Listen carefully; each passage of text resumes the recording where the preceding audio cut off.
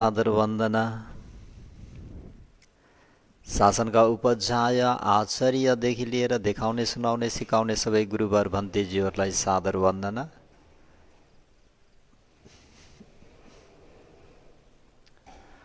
उहाँहरूको आशीर्वादलाई शिरोधारण गरी सधर्म प्रेमी उपासकोपासिकाहरूमा दिनानुदिनको मङ्गलमयको शुभ मैत्री कामना। सबैको मङ्गल होस्, भलो होस्, कल्याण होस् भन्ने मैत्रीलाई अगाडि सारी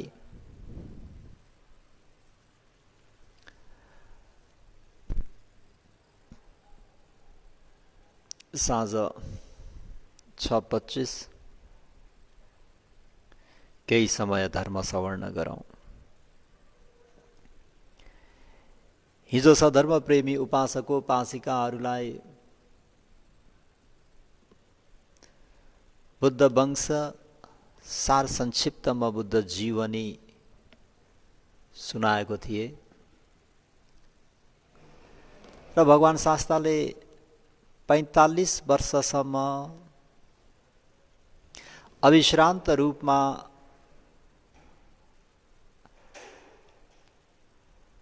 बहुजन हिताय बहुजन सुखाय बहुजन कल्याणको निम्ति बुद्धत्व ज्ञान प्राप्त गरे पश्चात 2 महिना जस्तो विश्राम गर्नुभयो। त्यस पश्चात दिनरात एक गरेर लोकसेवा समाज सेवा कसरी प्राणीहरूको उद्धार गर्ने एकमात्र मनसाय लिएर भगवान शास्ताले 45 वर्षसम्म अनवरत रूपमा कसरी शासनको भारलाई वहन गर्नुभयो भन्ने कुरा, त्यसलाई पञ्च बुद्ध किच्च भनिन्छ। पञ्च बुद्ध किच्च भगवान शास्ताले गर्ने दैनिक 24 घण्टामा गर्ने 5वटा काम। बिहान 5 बजेदेखि लिएर 12 बजेसम्म भगवान शास्ता, सम्झिनुस् बिहान 5 बजेदेखि लिएर 12 बजे भित्रसम्म बिहानै भगवान शास्ता स्नान गर्नुहुन्छ र भिक्षा नजाउन्जेलसम्म एकान्त सेवन गर्नुहुन्छ।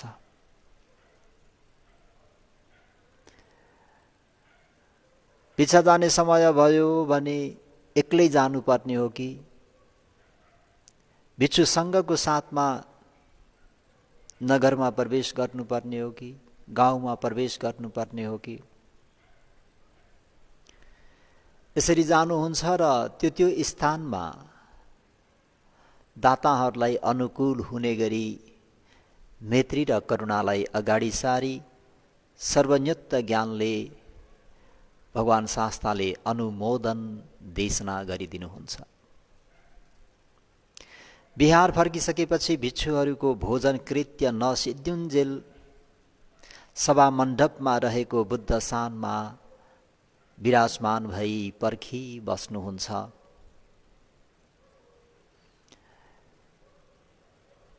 यी कुराहरूलाई भगवान शास्ताले बिहानदेखि 12 बजे भित्रमा गर्ने भएको हुँदाखेरि पालीमा यसलाई पुरे भत्त किच्च भन्छ। पुरे भत्त किच्च दिवा भोजनको पूर्वमा गर्ने कृत्य काम। त्यसपश्चात भगवान शास्ताले पच्छा भत्त किच्च भोजन पश्चात के गर्नुहुन्छ त भन्दा भगवान शास्ता मूल गन्ध कुटीभित्र प्रवेश गर्नुभन्दा आगावै, मूल गन्ध कुटी भनेको जहाँ भगवान शास्ता बिहारली बस्नुहुन्छ, भगवान शास्ता बस्ने आवासलाई मूल गन्ध कुटी भनिन्छ। त मूल गन्धकुटीमा प्रवेश गर्नु आगावै भगवान शास्ताले पञ्चदुर्लभको उपदेश दिनुहुन्छ। बुद्ध पादो दुर्लभो लोकस्मिन् मनुष्यत्व भावो दुर्लभो सद्धा सम्पत्ति पवजित भावो दुर्लभो सद्धम्म सवर्ण दुर्लभम एवं दिवासे ओ वदति हन्त दानी भिक्खवे आमन्तयामि वो वय धम्म संखारा अपमादेन सम्पादेथ भनेर भिक्षुहरूको मनमा सम्वेग उत्पन्न हुने गरी भो मेरा प्रिय पुत्र पुत्रीहरू हो, यस लोकमा बुद्धो समासम्बुद्धहरूको उत्पाद हो, प्रत्युभाव हुनु दुर्लभ हो, बहुतै दुष्कर छ। त्यो आज तिमीहरूको निम्ति सुलभ भइरहेको छ। त्यसर्थ अपमादेन सम्पादेथ, तिमीहरू अप्रमादी भएर शील समाधि प्रज्ञाको कामलाई सम्पादन गर। मनुष्यत्व भाव दुर्लभ हो, मेरा प्रिय भिक्षुहरू हो, मनुष्यत्व भाव हो, मनुष्य भएर उत्पन्न हुनु, मनुष्य भएर जन्म लिनु अति दुर्लभ छ। त्यो आज तिमीहरूको निम्ति सुलभ भइरहेको छ। त्यसर्थ तिमीहरूले शील समाधि प्रज्ञाको राम्ररी सम्पादन गर। श्रद्धा भाव दुर्लभ हो, बुद्ध रत्न, धर्म रत्न, सङ्घ रत्न, आफूले दिनरात गर्ने काय कर्म, वचन कर्म, मनोकर्म भन्ने कर्म र कर्मको फलमा विश्वास, कर्म र कर्मको फलमा पूर्ण रूपमा विश्वास हुनु र साथै प्रत्यक्ष समोत्पाद भन्ने कारण कार्यमा विश्वास हुनु, यो श्रद्धा भाव पनि अति दुर्लभ छ। त्यो आज तिमीहरूलाई त्रिरत्न सहित कर्म र कर्मको फलमा विश्वास भइरहेको छ, श्रद्धा उत्पन्न भइरहेको छ। त्यो श्रद्धा उत्पन्न भएको बेलामा नै तिमीहरूले शील समाधि प्रज्ञाको राम्ररी सम्पादन गर। पवजित भाव दुर्लभ हो, भिक्षुहरू हो, जीवनमा घर गृह त्यागेर प्रवजित हुनु बहुतै दुर्लभ छ। कुनै पनि मातापिताले चाहन्नन् कि मेरा छोरा मेरा छोरी भिक्षु हुन्, भिक्षुनी हुन्, अनागारिका आर्य हुन् भन्ने कुनै पनि मातापिताको इच्छा हुँदैन। मेरा पिता महाराज शुद्धोधनले पनि मलाई चक्रवर्ती राजा नै बनाउन चाहनुहुन्थ्यो। मैले राज दरबारहरू सबै त्यागेर जाँदाखेरि मेरा ज्ञाति आफन्तहरू सबैले रुवावासी गरेकै हुन्। त प्रवजितको भाव हो, बहुतै दुर्लभ छ। त आज तिमीहरूले श्रद्धापूर्वक शासनमा अति दुर्लभ भएको प्रव्रज भिक्षुत्व अथवा भिक्षुनी त्यो तिमीहरूले प्राप्त गरेका छौ। त यो समयमा नै तिमीहरूले शील समाधि प्रज्ञाको राम्ररी सम्पादन गर। सद्धम्म सवर्ण दुर्लभम,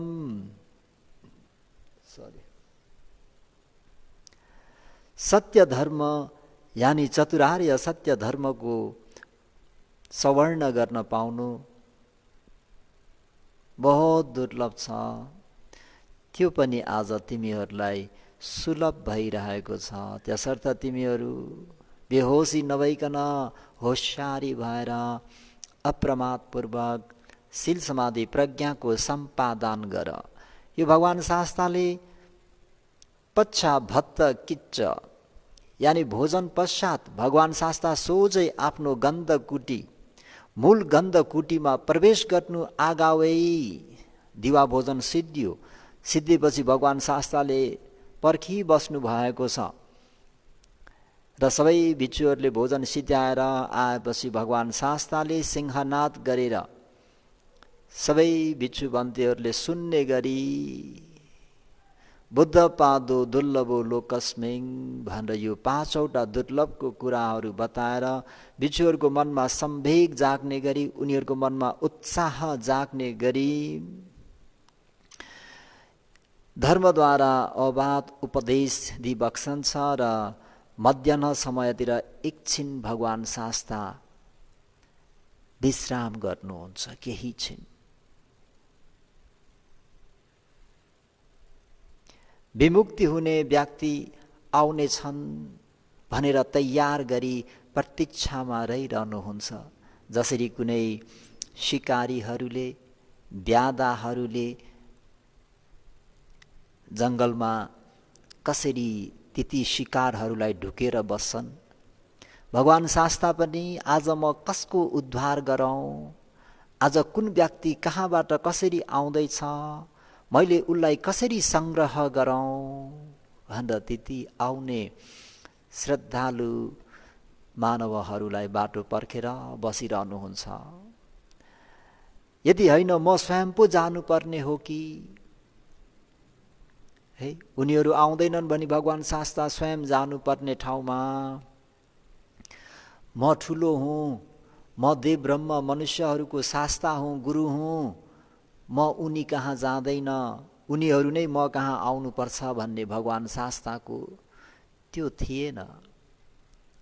भगवान शास्ता नतमस्तक भएर प्राणीहरूको कसरी उद्धार गर्ने भनेर त्यो अनकन्टार अति कष्टपूर्वक जानुपर्ने त्यो स्थानमा पनि भगवान शास्ता अलिकति पनि नहिचकिचाइकन त्यो प्राणीको उद्धारको निम्ति आफ्नो शिष्य श्रावकहरूलाई पठाएर हुन्छ कि आफू स्वयं गएर हुन्छ कि कसरी हुन्छ, त्यो उद्धार गर्नमा तात्पर्य भइबक्सिनुहुन्थ्यो। सन्ध्या समयमा 4 परिषदहरूलाई कर्मस्थान दिने, उपदेश दिने आदि भगवान शास्ताको यो पश्चाभत्त किच्च भोजन पश्चातको कृत्य। यसरी भगवान शास्ताले आफ्नो बिहान र दिउँसोको समयलाई यसरी सदुपयोग गरी बक्सन्थ्यो।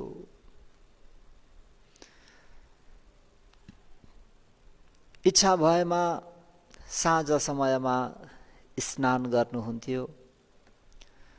पहिलो याममा समागम हुने चतुपरिषदहरूलाई योग्य शिक्षापथहरू प्रज्ञाप्त गर्नुपर्ने हो कि, कर्मस्थानहरू ध्यानको विधि बताइदिनु पर्ने हो कि, अहिले पो सधर्म प्रेमी एउटै मात्रै भगवानले सिकाउनु भएको आनापाना नुसती मात्रै हो कि जस्तो भएको छ। भगवान शास्ताले त्यो व्यक्तिको त्यो मनसाय, त्यो चरित्रहरू हेरेर भगवान शास्ताले कुन व्यक्तिलाई कुन कर्मस्थान चाहिँ उपयुक्त हुन्छ भनेर भगवानले हाम्रो उपदेश गर्नुभएको त्यो कर्मस्थान लगभग 40वटा छन्। भगवान शास्ताले चरित्र हेरेर त्यो व्यक्तिलाई अनुकूल हुने गरी, तुरन्तै समाधि हुने गरी यसरी भगवान शास्ताले यो 6 बजे पश्चात 6 र 10 बजेको समयमा, यसलाई पालीमा पुरीम याम किच्च भन्छ। पहिलो याममा 6 देखि 10 बजेसम्म यसरी उपस्थित भएका भिक्षु भिक्षुनीहरूलाई कसरी चाहिँ कर्मस्थानहरू दिनुपर्ने, कसलाई के भन्नुपर्ने, त्यसमा कुनै भिक्षुहरूले भिक्षुनीहरूले प्रश्न गर्न चाहन्छन्, तिनीहरूको त्यो प्रश्नको कसरी समाधान गरिदिने, यसरी भगवान शास्ताले प्रथम यामको समयलाई यसरी व्यतीत गर्नुहुन्थ्यो भने दोस्रो याम भनेको समयबाट भन्नुपर्दा 10 बजेदेखि लिएर राति 2 बजेसम्म सधर्म प्रेमी उपासकोपासिकाहरू कति बजेदेखि लिएर कति बजे? 10 बजेदेखि लिएर 2 बजेसम्म देव ब्रह्महरू आएर भगवान् शास्तालाई विभिन्न शङ्का उपशङ्काहरू भएका विभिन्न प्रश्नहरू गरेर अथवा त्यो रातिको मध्यम याममा मझिम याम भन्छ पालीमा, मध्यम याममा देव ब्रह्महरू भगवान् शास्ताको उपदेश श्रवण गर्न आउने गर्दथे र भगवान् शास्ता यो मध्यम यामको 10 देखि 2 बजेसम्म यसरी आफ्नो कृत्यलाई वाहन गर्नुहुन्थ्यो। अमेजिङ है, बडा आश्चर्यचकित छ है। बिहान उज्यालो भएको 5 बजेदेखि लिएको स्टार्ट मेसिन चलेको त्यो मेसिन भोजन खाएर आफूले भोजन सिद्ध्याउँदा पनि आफ्ना शिष्यहरूलाई पर्खिबस्नुहुन्छ। भोजन पश्चात 12 बजेपछि आफ्ना अनुयायीहरूलाई अनुकूल हुने गरी अथवा पञ्चदुर्लभको कुरा दैनिक दिएर सम्वेग जगाउनुहुन्छ। उनीहरू प्रमादी नहुन्, आलस्यमा नडुबुन्, मन लगाएर यो मनुष्य जीवनको खूब लाभ उठाउन्, आफ्नो मनलाई खूब राम्ररी शुद्ध गरून् र यसरी दिनभरि कृत्य गर्दै गर्दै साँझ 6 बजेदेखि 10 बजेसम्म आफ्नै छोराछोरी भिक्षु भिक्षुनीहरूलाई दिनुपर्ने कर्मस्थान, उनीहरूको त्यो प्रश्नको समाधान र 10 देखि 2 बजेसम्म देव ब्रह्महरूको त्यो शङ्का उपशङ्काहरूको समाधान, उहाँहरूलाई उपयुक्त हुने उपदेश र पश्चिम याम अन्तिम याममा 2 र 3 बजेसम्म भगवान् शास्ता चक्रमण गर्नुहुन्छ। यानि यताउति एकछिन हिन्डुल गरेर अब बसे हुँदा शरीरलाई यसो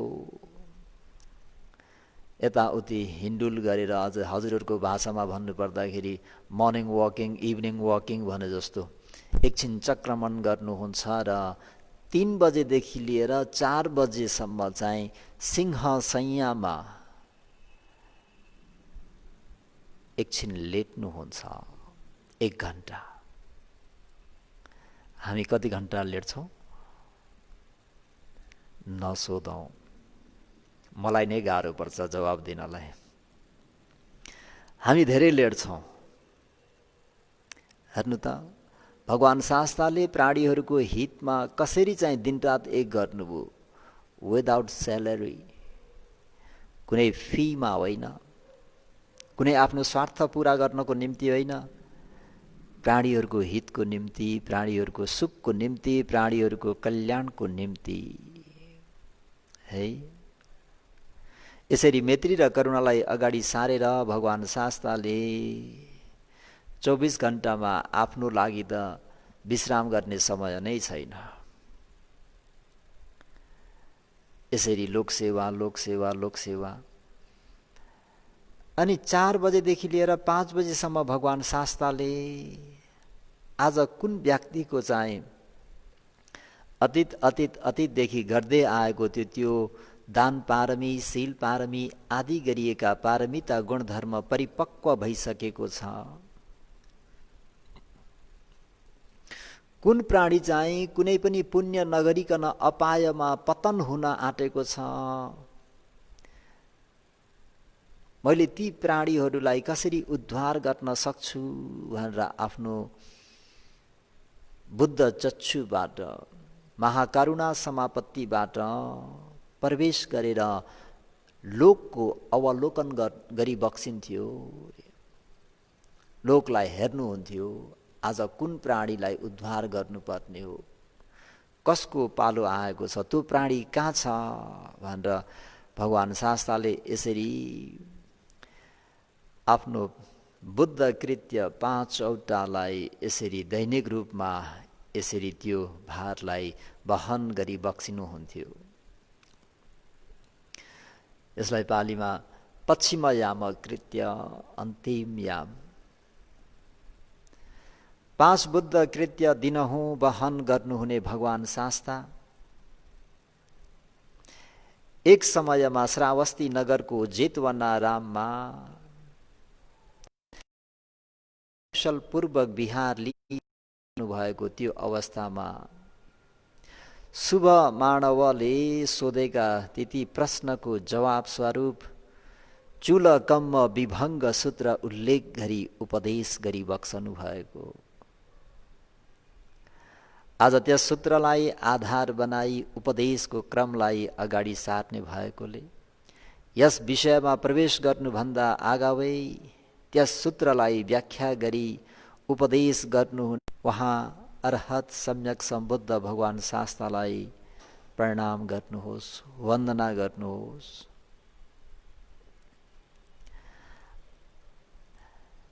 त यसरी भगवान शास्ताले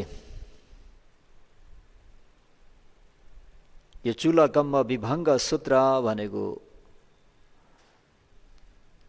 तोदेय ब्राह्मणका छोरा शुभ मानवको त्यो प्रश्नलाई आधार लिएर उपदेश गर्नुभएको उपदेश हो। कम्मसका मानव सत्ता कम्म दायदा कम्म योनि कम्म बन्धु कम्म पटि शरणा कम्मं सत्य विभज्जति। मानव जान्ने इच्छाले प्रश्न गरी निवेदन गर्न आउने हे शुभ मानव, सत्ता मनुष्यदेव ब्रह्म आदि गरिएका विभिन्न सत्वहरू कम्मसका कर्म नै आफ्ना निजी सम्पत्ति भएका हुन्। कम्म दायदा कर्म नै अंशियार भएका हुन्। कम्म योनि कर्म नै उत्पत्ति कारण भएका हुन्। कम्म बन्धु कर्म नै बन्धु बान्धवा भएका हुन्। कम्म पटि शरणा कर्म नै प्रतिशरण आधार भएका हुन्। कम्मं आफूले गरिसकेका कुशल कर्म वा अकुशल कर्म भए जतिले सत्य कर्माधिकारी मनुष्य देव ब्रह्मादि विभिन्न सत्व प्राणीहरूलाई विभज्जति प्रभेद वा विभाजन गर्दछ वा विभज्जति हीन प्रणीत द्वाय विभाजन गर्न प्रबन्ध र व्यवस्था मिलाई निरन्तर प्रशासन चलाई नेतृत्व लिइरहेको छ। कसले? कर्मले। तपाईँ हामीहरूको नेतृत्वकर्ता को? कर्म हो। द्वाय भनेको एउटा कुशल अर्को अकुशल कर्म। सुत्तान्त विधि अनुसार भन्ने हो भने सद्धर्म प्रेमी उपासकोपासिकाहरू हो। कर्म भनेको काम हो। शरीर वचन मनबाट गरिने कामलाई नै के भनिन्छ? कर्म। अभिधर्म विधि अनुसार भन्ने हो भने यो चेतना हो। सद्धर्म प्रेमी उपासकोपासिकाहरू हो। चेतना। त्यो कर्म अर्थात् चेतना कर्म राम्रो र नराम्रो गरी दुई प्रकारका छन्। राम्रो कर्मलाई कुशल कर्म र नराम्रो कर्मलाई अकुशल कर्म भन्ने कुरा सबैलाई अवगतै छ। कुशल वा अकुशल कर्म शरीरद्वारा गरिएमा शारीरिक कर्म भनिन्छ। वचनद्वारा गरिएमा वाचसिक कर्म र मनद्वारा कल्पना वा चिन्तन गरिएमा मानसिक कर्म भनेर त्यसलाई पनि तीन प्रकारले विभेद गरिराखेको छ। यसरी नै एक कर्म गर्ने भनेर विचार गर्ने समयको दृष्टिले अतीत र वर्तमान कर्म भनी दुई प्रकारमा विभेद गरिएको छ। एउटा अतीतमा गरिआएको कर्म, अहिले वर्तमानमा गर्दै गरिएको कर्म भनेर कर्मलाई फेरि अतीत र वर्तमानको कर्म भनेर दुईटामा विभाजित गरिराखेको छ। अतीत कर्मले वर्तमान जन्मको प्रतिसन्धि अवस्थामा प्रतिसन्धि फललाई सोझै उत्पन्न गराउन सक्छ भने वर्तमान जन्मको प्रतिफललाई भने सहयोग मात्र गर्न सक्छ, सोझै उत्पन्न गराउन सक्दैन। त्यस्तै वर्तमान कर्मले वर्तमान फललाई र भविष्यको प्रतिसन्धि फललाई सोझै उत्पन्न गराउन सक्छ भनेर राम्ररी बुझिराख्नुपर्छ। प्रतिसन्धि अवस्था र प्रवृत्ति अवस्थामा ग्रहण विधि दुई प्रकारका छन् भनेर पनि बुझिराख्नुपर्छ। अभिधर्म विधि अनुसार भन्ने हो भने प्रतिसन्धि चित्तको उत्पात क्षणलाई प्रतिसन्धि अवस्था भनेर भनिन्छ। प्रतिसन्धि चित्तको स्थितिदेखि भाग च्युति भनेको मृत्यु, अन्तिम चित्त, मृत्यु हुने चित्त सम्मको अवस्थालाई प्रविधि अवस्था भनिन्छ।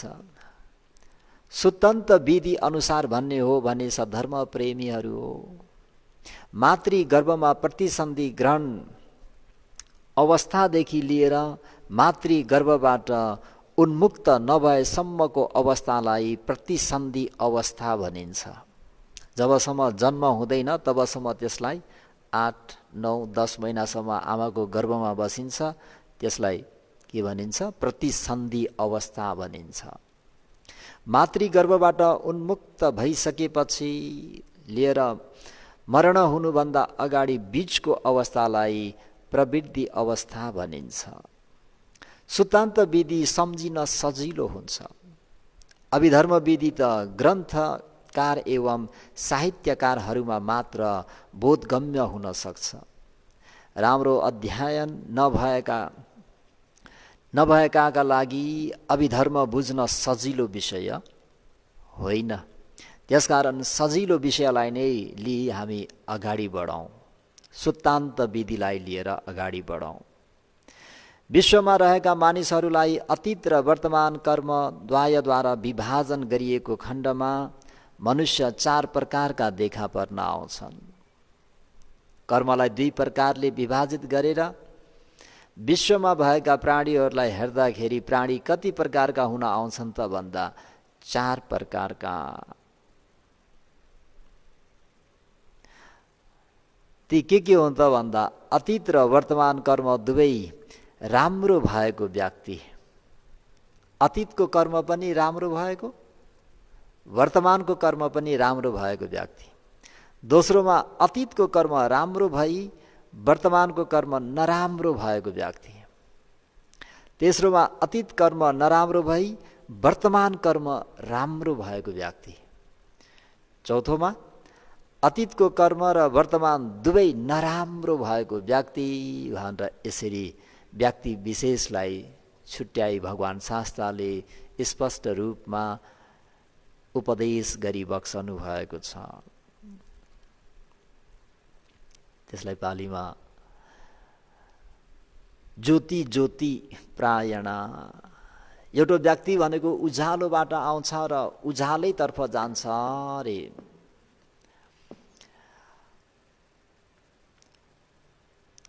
अर्को चाहिँ तमो ज्योति प्रायण, अन्धकारबाट आएर उज्यालोतर्फ जान्छ। ज्योति तमो प्रायण, एउटा चाहिँ उज्यालोबाट आउँछ र अँध्यारोतर्फ जान्छ।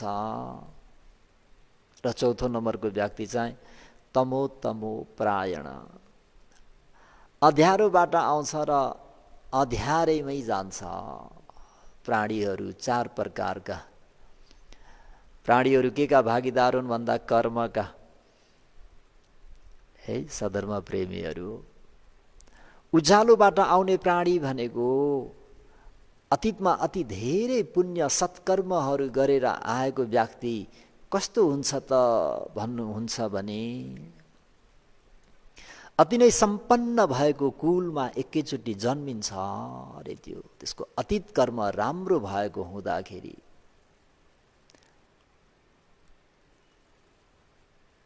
सम्पन्न कुलमा, प्रख्यात भएको कुलमा, नामी कुलमा, सुसम्पन्न भएको कुलमा, सबैले आदर गौरव सम्मान गर्ने कुलमा आएर जन्मिन्छ।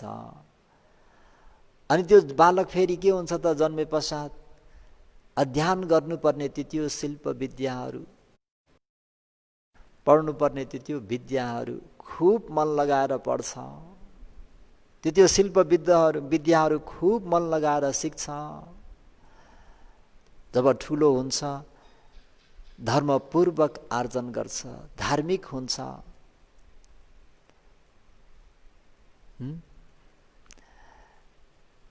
र यसरी जन्मेर आउँदाखेरि पनि उज्यालो बाटो र यहाँ पनि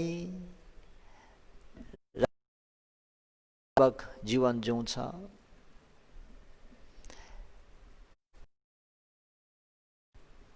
धम्मी या लद्दा जे जति पनि उसले प्राप्त गरेका ती सम्पत्तिहरू हुन्, सबै न्यायपूर्वक आर्जन गर्छ, न्यायपूर्वक जीविको यापन गर्छ, दान पुण्य शील पुण्य गरेर फेरि त्यो व्यक्ति उज्यालैतर्फ जान्छ।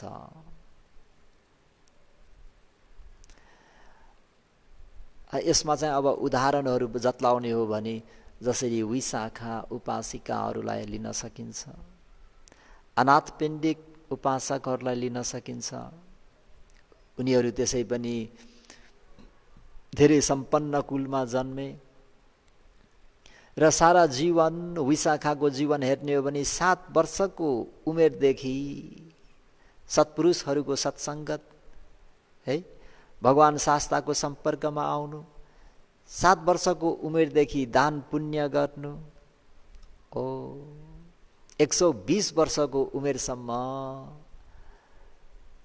दैनिक दान पुण्य, शील पुण्य, भावना पुण्य, बुद्ध शासनको चिरस्थायीको निम्ति विशाखा उपासिकाको योगदान व्याख्या गरेरै साध्य छैन।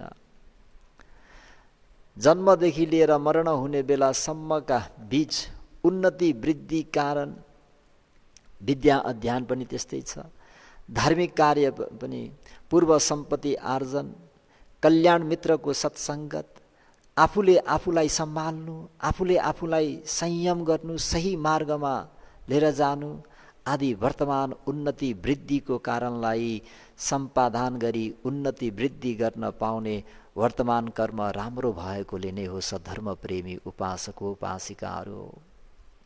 अतीतको कर्म मात्रै राम्रो भएर पुग्दैन हो, अतीतको राम्रो कर्म भएको व्यक्तिहरू राम्रो कुल खानदानमा, सम्पन्न कुल खानदानमा त जन्मिन्छन्, तर पनि के गर्नु,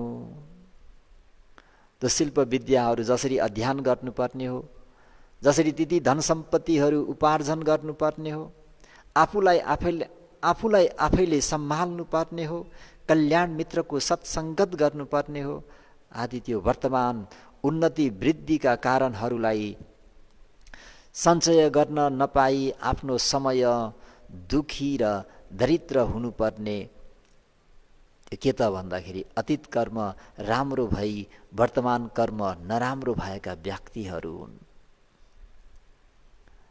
अतीतको कर्म मात्रै राम्रो भएर हुँदैन, वर्तमानको कर्म राम्रो हुनु नित्यन्त आवश्यकता छ। त्यही भएर तेस्रो नम्बरमा हेर्ने हो भने अतीतको जति नै नराम्रो कर्म भए तापनि, जस्तै नीच कुलमा गएर जन्मिए तापनि, जस्तै दरिद्र कुलमा जन्मे तापनि त्यो व्यक्ति चाहिँ संयमी हुन्छ, सत्पुरुषको सत्सङ्गत गर्छ, मेहनती हुन्छ, राम्ररी सिक्नुपर्ने कुराहरूलाई मन लगाएर सिक्छ र पुरुषार्थ गर्छ भने त्यही भएर हामी भनिन्छ नि, हिन पुत्तो राजा मच्चो बाल पुत्तो च पण्डितो अधनस धनं बहु पुरी साना न मन्यथ। हिन पुत्तो राजा मच्चो, हिन भएको एउटा व्यक्ति पनि उसको त्यो ट्यालेन्टले गर्दा, उसको पुरुषार्थले गर्दा के हुन्छ, राजा बन्छ, हिजो आजको भाषामा नेता बन्छ। त्यसको ब्याकग्राउन्ड हेर्ने भने बिचारा खाते जस्तै हो, केही पनि छैन, र पनि त्यसको त्यो खुबी, मेहनत, परिश्रम। सधर्म प्रेमी उपासक उपासिकाहरू वर्तमानमा एकदमै राम्रो कर्म गर्नुपर्छ। बाल पुत्तो च पण्डितो, आमा बाबुहरू कुनै पढे लेखेका छैनन् र पनि त्यो व्यक्ति यसरी मेहनत गर्छ, यसरी परिश्रम गर्छ। जस्तो हामी हेरौँ न, इन्डियाको डाक्टर अम्बेडकरलाई हेरौँ, उसको कहानीहरू पढ्ने भने कस्तो है, र पनि त्यो व्यक्तिले कसरी पढे हेर्नुहोस् त, भारतको संविधान लेखक बने अन्तिममा। सबैले उहाँलाई आउट गरेका थिए नि, होइन, छुत अछुत भनेर। के भयो त अन्तिममा ती व्यक्ति पण्डित हो, विद्वान भइदिए।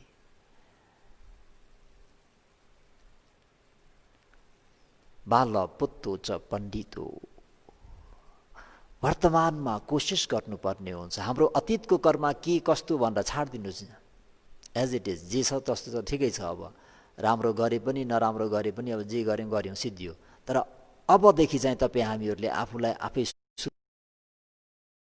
मन भन्ने यो तीनटा कर्मलाई चाहिँ सुधारेर परिश्रम गर्ने हो भने अति दुर्लभ भएको परम शान्ति सुख निर्वाणलाई पनि साक्षात्कार गर्ने अवसर छ। त्यो अवसरलाई तपाईँ हामीहरूले चुकाउनु हुँदैन।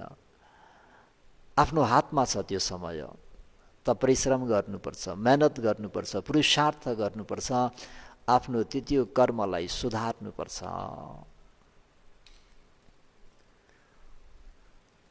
अधनस धनं बहु, धन नभएका खातीहरू हौ, सडक छापहरू कति धनी भएर जान्छन्। केले? परिश्रमले, मेहनतले। है त तपाईँ हामीहरूले वर्तमान कर्मलाई सुधार्नु नित्यन्त आवश्यकता छ।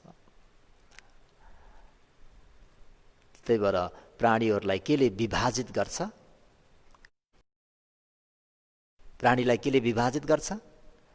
कर्मले सद्धर्म प्रेमी उपासक उपासिकाहरू कम्म सत्य विभज्जयी, सत्य सत प्राणीहरूलाई कम्म भन्ने कुशल कर्म र अकुशल कर्मले विभज्जति, विभाजित गरिदिन्छ। त्यसले व्यवस्था गरिदिन्छ, त्यसले शासन गर्छ। कसले? तपाईँ हामीहरूलाई कसले शासन गर्छ भन्दा कर्मले गर्छ। मेरो कर्मले हजुरलाई शासन गर्ने होइन, हजुरको कर्मले मलाई शासन गर्ने होइन। मेरो कर्मले मलाई शासन गर्ने हो, हजुरको कर्मले हजुरलाई शासन गर्ने हो भन्ने कुरा जुन दिन तपाईँले बुझ्नुहुन्छ, बस त्यो दिन तपाईँको कल्याण भयो। र सधर्म प्रेमी उपासक उपासिकाहरू आजलाई यति नै ठिक छ। र अनि अगाडि भगवान् शास्त्रले शुभ मानवलाई कसरी उपदेश गर्नुहुन्छ भन्ने कुरा स्वास्थ्यले साथ दियो, कर्मले साथ दिएछ भने भोलि फेरि सुनौँ भन्दै आजको लागि यतिमै अस्तु गरौँ। भवतु सब मङ्गलं रक्षन्तु सब देवता दानु धम्मानु सङ्घानु भावेन सदा सुखी भवन्तु ते। इदं मे पुण्यं आसवक्षया वहं होतु, इदं मे पुण्यं निबानस्स पच्चयो होतु, इदं मे पुण्यं सबे सत्ता सुखिता भवन्तु अनुमोदन्तु। साधु साधु साधु।